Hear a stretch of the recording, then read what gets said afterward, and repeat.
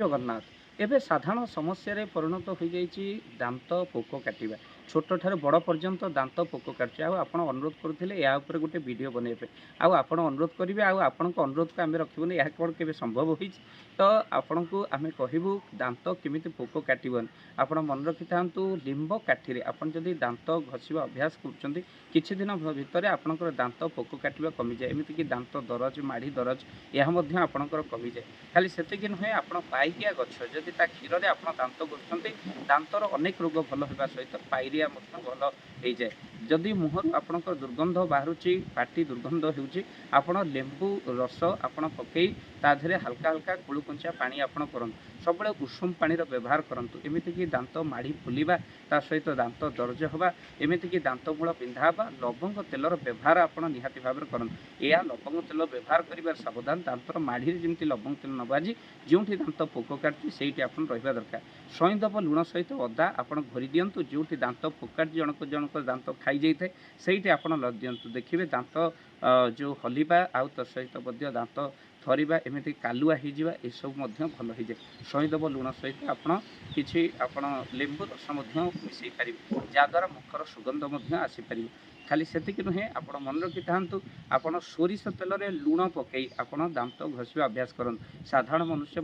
आप सोरिष तेल लुण घषिले दांत चिकचिक होगा सहित दांतर अनेक रोग भल होता है एमतीक आज जो समय विभिन्न प्रकार आम टूथपेस्ट यूज करुचे जहाद्वारा अनेक आमिष मिसुची अपेक्षा आप देशी हलदी को चूना कर दिंतु आधे दांत घषा अभ्यास करूँ किछि दिन आप अभ्यास सप्ताह को 3 थर अभ्यास जदि करेंगे हलदी दांत घषा जहाद्वारा दांतर अनेक बेमारी मरवा सहित कुर्मी रोग भल हो जाए दांतर एमतीक पायरिया मुख दुर्गंध हलदी दांत घषिले दांत रोग भल होगा सहित ये रोग दूर होता है तेणु आप अनुरोध करते तेणु दांत काठी आप लिंब कि बाइगिया आप दांत घषा अभ्यास करूँ सहित आपण कही रखापी चाहूँ भगवान जगतर नाथ जगन्नाथ सबु भगवान सुवर्ण हेले दांत काठी मुतुरी दांत काठी महाप्रभु जगन्नाथ घषुच्च तेणु आम तो जगन्नाथ बड़ न तेणु दांत काठी घषिले कौन से मान सम्मान जीवन बरम आमर दांतर रक्षा हो पार तेणु निश्चित भाव में दांत काठी पिला अभ्यास करातु तसहित जहाँ आम कहलु लिंब दांत काठी हो आपणकर बाइगिया दांत काठी हो सोरिष तेल में दांत घषा हो एमतीक सईदब लुण जहाँ लेंबूर उपकारिता आपण आगे कहलु उषुम पानी सब अभ्यास करूँ जहाँ दांत मूल बिंधा आपणकर कमिज तेणु निश्चित भाव में वीडियो को शेयर करेंगे और चैनल जदि चैनल को सब्सक्राइब कर दिखाँ जय जगन्नाथ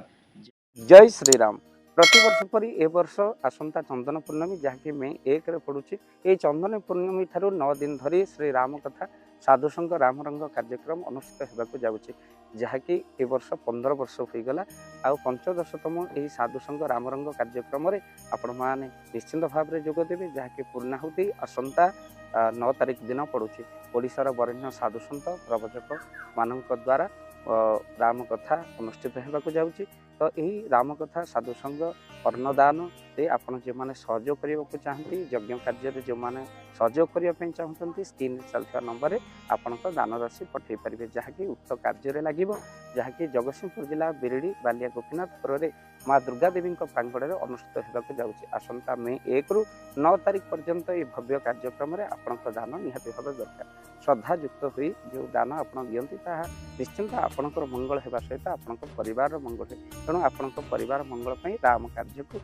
यज्ञ कार्य को अन्नदान को आप जहाँ आप श्रद्धा गुंडुची मुसाफरी दान आप प्रदान करेंगे स्क्रीन में चलता नंबर में फोन पे नंबर रही आपड़ से फोन पे नंबर में आप दान राशि पठे पारे आ निश्चिंत आपन को निमंत्रण रहा कि भाव में सुंदर कार्यक्रम चली आप निश्चिंत 9 तारिख दिन पूर्णाहुति कार्यक्रम आप आसी पहुँचे तो आपको निवेदन रहा 9 दिन भितर जो दिन आप आसी पहुँच पारे कि संध्या समय राम कथा चलते समस्त प्रणाम कर जय श्रीराम।